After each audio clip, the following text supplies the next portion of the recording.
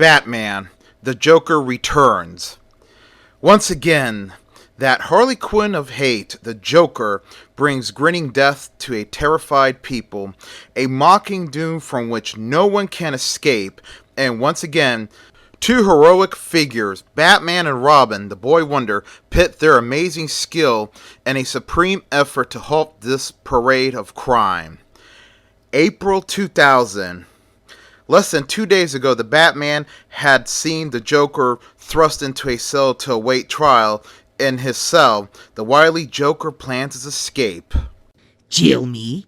Will they? A man of my intellect, I'll escape and make them pay for this insult.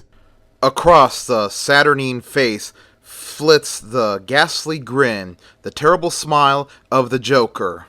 And he says, "And that Batman and that boy, if I ever get my hands on them. But first, I must escape before I plan my revenge." From the back of his mouth, the Joker unscrews two false teeth. Inside each tooth is a chemical, which when mixed together forms a powerful explosive, which means escape. Moments later, a terrific explosion blows a gaping hole in the wall, killing Joker's cellmate. Then the Joker says, laughing maniacally, "Freedom! Au revoir, gentlemen, till we meet again." Meanwhile, at stately Wayne Manor, Bruce Wayne and Dick Grayson were just sitting down in the living room, reading magazines and listening to the radio, when suddenly a news flash interrupted the music on the radio. Ladies and gentlemen, we're sorry to disturb your programming. We have just received breaking news. The criminal that identifies himself as the Joker has just escaped from prison after mysteriously blowing up his cell. He overpowered two guards and escaped. The police are looking for him, and they're advising people, if you see him, please call 911 and do not approach him. Now we'll return to your regularly scheduled program on 101.1 Rock Radio. The startling news stirs Bruce Wayne and young Dick Grayson from their reading. Bruce says, "Well, I'll be." And then Dick says, "The Joker free? I can hardly believe it." Bruce says, "I can. He's a very unusual man. He's shrewd, subtle, and above all, ruthless. Mark my words, the Joker will return with a vengeance." And at that moment, a figure ghosts through the gloom that hangs over the decaying gravestones of a deserted cemetery. The phantom-like form pushes against a curious gravestone. The ground slips away, revealing a yawning gap at his feet. The figure descends into the crypt. A light switches on and reveals the Joker, and he says, "Here in my laboratory, I will once more let all know that the Joker is still in the game and is still high card." Once again, as the people of Gotham are sitting in their homes in the evening watching TV, they see the signal jam and the figure of the Joker on TV voicing his message of doom. "Ha! Hear me now, Police Commissioner Grogan. I bring death tonight at 10 o'clock. The Joker has spoken." That night, a police cordon protects the man marked for death. Grogan himself says he wouldn't dare. Not the Commissioner of Police. He wouldn't dare. Almost time. Almost time. Suddenly, the jingle of the telephone. An officer picks up the phone and says, "Who? You want to speak to the Commissioner? Just a minute, I'll put him on." Then he hands the phone over to the Commissioner, and the Commissioner says into the phone, "What? I can't hear you. Speak louder." Then the voice on the other end of the line screams, "Joker!" The clock strikes 10, and the Joker has struck again as the police officers in the room see the Commissioner fall to the ground in horror. Two officers run over to the commissioner and kneel down by him. One feels for a pulse and says, "Dead! He's dead!" And the other police officer says, "Look, on his face, that terrible grin, the sign of death from the Joker." Then the officer that felt for a pulse said, "See there, in his ear? A dart must have had that Joker poison on it." And the second police officer said, "Sure, the Joker must have set it in the receiver. He blasted a word into it strong enough to set up vibrations that blew the dart into the ear. Clever guy. Damn." The following day, a famous painting is stolen from a gallery, and in its place, for all the world to see, a Joker card. One of the officers says, "The Joker, again." Later, a rare gem is stolen, the owner grinning in death, as if he enjoyed the visit from the Joker. Once more, the mournful, demonic jester appears on TV and is heard saying, Ugh, tonight at 8 sharp, I will enter the Drake Museum and steal the Cleopatra necklace. The Joker has spoken.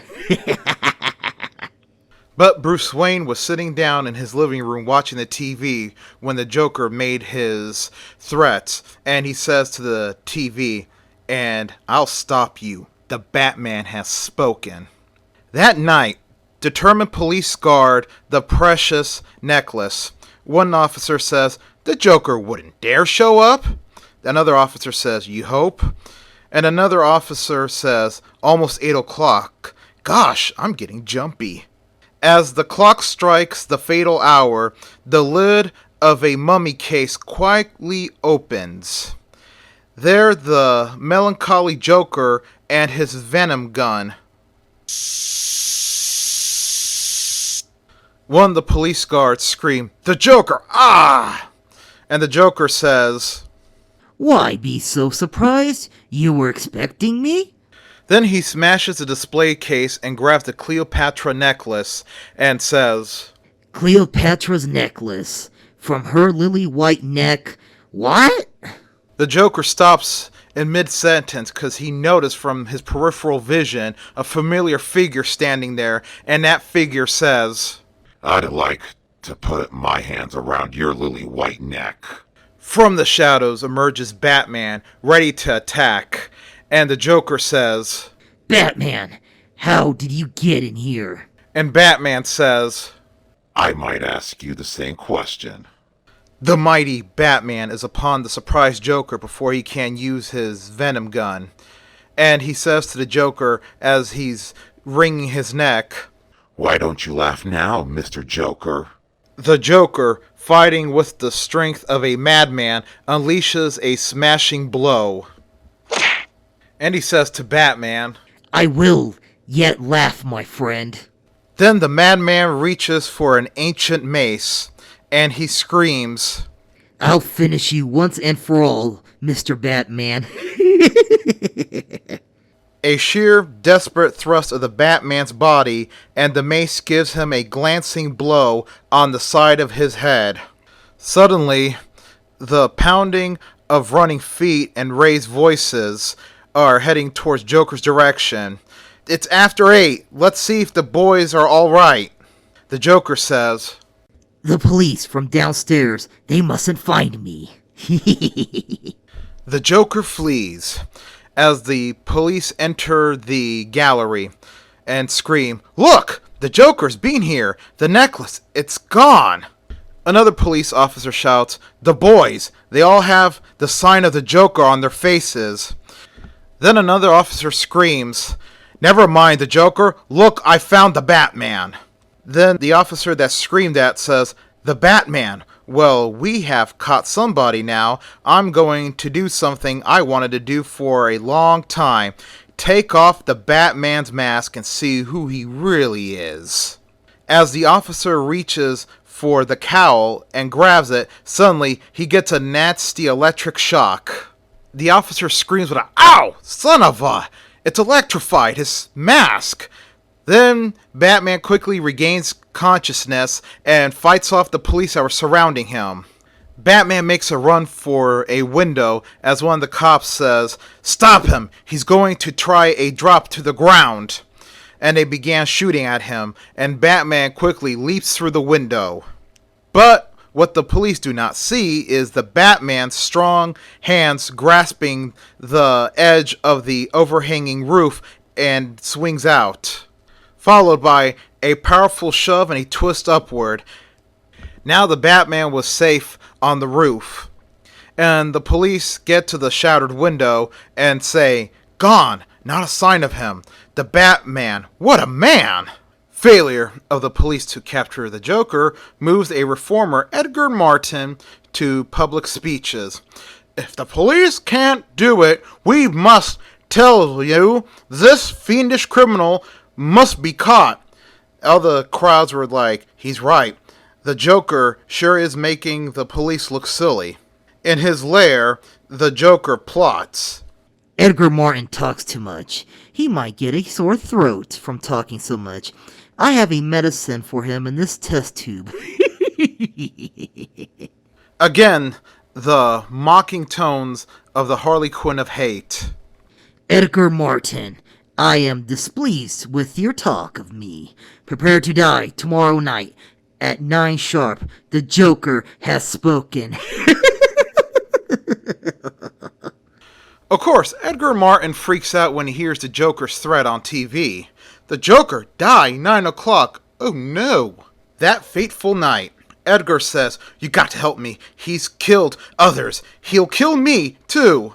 An officer says, "Listen, Martin, this house is overrun with cops. A mouse couldn't get in here, much less the Joker." Then Martin freaks out when he sees a stack of cards on the table. The cop says, "Relax, one of the boys must have left those cards for you. Why not play some solitaire?" Martin says, "You're right, it might take my mind off things." Martin shuffles the cards, and as he was shuffling the cards, he cuts his thumb on the edge of the cards. "Darn it! Cut myself on the edges. Sure are sharp. Brand new deck." As Martin lays out the first card, he sees, "What? The Joker?" The man becomes panic-stricken, cold, in terror, clutches his heart. "Joker! All Jokers!" Then a frenzied shriek. "Oh God! Oh!" Martin has played cards with death. One of the cops kneels by the dead Martin. "The Joker! Got him, but how?" Then another cop figures it out. The sharp edges on these cards must have had his Joker venom on it. Martin cut himself on them while playing these cards. The Joker definitely planted these cards here. He's a clever SOB. The next day, Bruce Wayne visits his friend Lieutenant Gordon.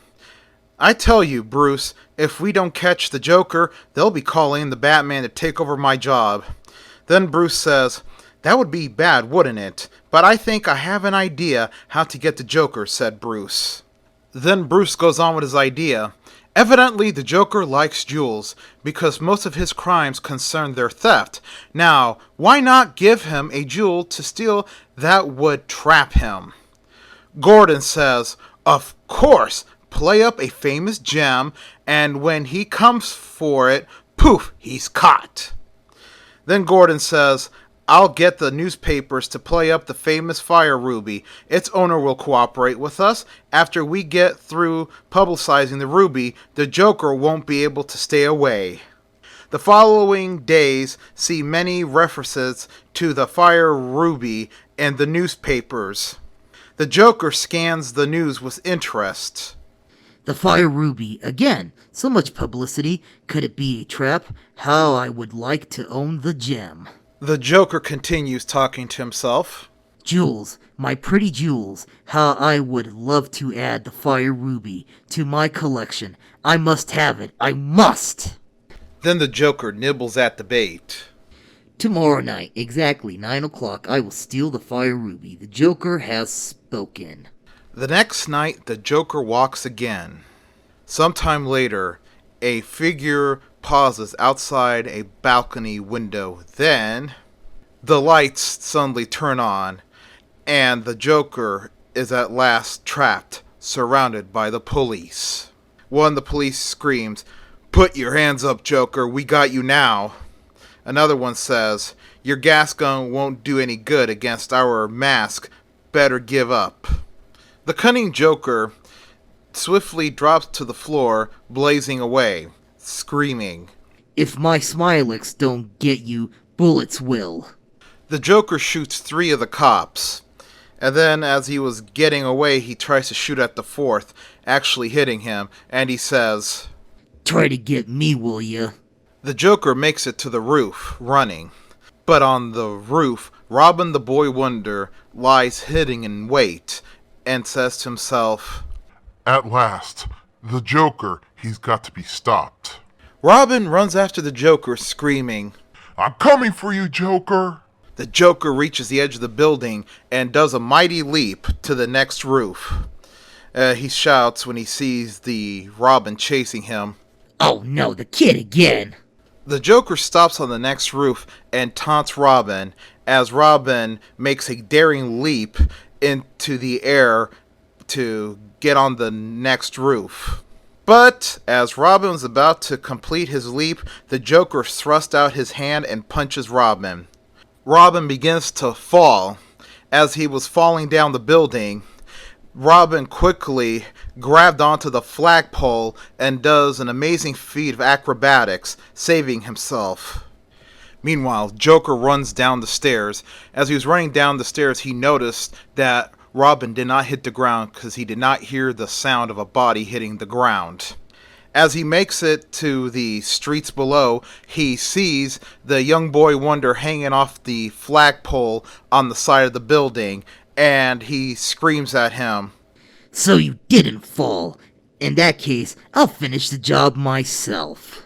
But before he could shoot Robin, Batman screams at him, drawing his attention away from Robin. Joker, stop! Then the Joker begins to shoot at Batman. Batman had the aid of his Triweave Tauron suit to protect him. Of course, the bullets hitting him knocks him back onto the ground. And then he tries to shoot Batman in the head, but luckily for Batman, underneath his cowl was a metal plate to protect him. As that was going on, the flagpole that Robin was hanging off of was beginning to give way from his weight. As the flagpole was about to break, it all fell into place. Joker was beneath Robin. Robin had to time this right. He saw an open cloth awning, and as the flagpole gave way, Robin fell. And as he fell, he quickly landed right onto the open cloth awning, bounces right off of it, does a somersault in the air, and lands on Joker, taking him out. The Joker quickly gets back up, but as he got back up, Batman had regained his composure and leaps in for the attack. While he was getting the lights beat out of him, Batman says to the Joker, When I get done with you, Joker, you'll look like the deuce. And Batman keeps pummeling Joker, battering blow after battering blow, and he says to the Joker, Looks like your house of cards is tumbling. But the Joker quickly pulls out a huge knife, and he was about to stab Batman. Batman quickly stops his arm that was coming down at him, and he says to the Joker, Not so fast with the cutlery, friend. The Joker says to Batman, "I'm going to clip your wings, you flying rat." In the struggle, Batman quickly sidesteps the killer clown. As Batman moves out of the way, the Joker, putting all his weight over into trying to stab Batman, falls onto the corner of the building, and the knife goes right into his chest. The Joker staggers, looking in shock at his chest as his white shirt was turning red from the blood pouring out. And he says, "So, this is how it ends. This is how it ends for the Clown Prince of Crime." Oh, oh.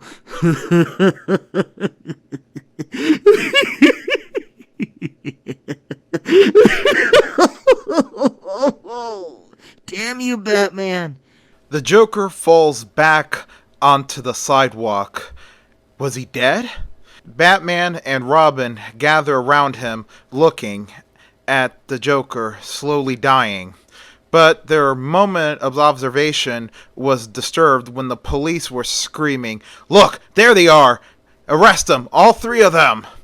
Batman and Robin quickly run off. While the police were catching up, one of the officers gets on his radio and says, "We need all units on the corner of Vincent and Jones Street. Repeat, any available units, Vincent and Jones Street. We've got the Batman, that sidekick of his, and we got the Joker on the ground here with a knife in his chest."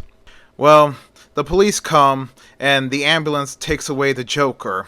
As the ambulance speeds off, the paramedics inside manage to stabilize the Joker. One of the paramedics says, "Well, we got a pulse. It's steady. As soon as we get him to the hospital, they can fix him up." Sure enough, that's what happened.